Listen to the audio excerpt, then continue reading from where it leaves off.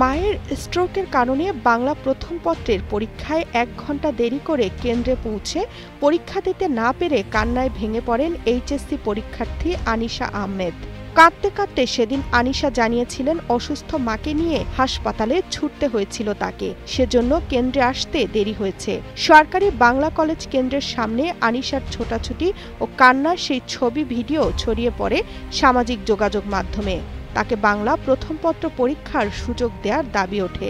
সেই দাবি মেনে আনিশাকে পরীক্ষায় বসানো হবে বলে ঘোষণাও দেয় শিক্ষা মন্ত্রণালয় ও ঢাকা বোর্ড। তবে ঘটনার সত্যতা নিশ্চিত করতে একই সঙ্গে দুটি তদন্ত কমিটি গঠন করা হয়। ভাইরাল হওয়া সেই আনিশা আহমেদ মায়ের অসুস্থতার দাবি করেছিলেন, তদন্তে তার প্রমাণ মেলেনি।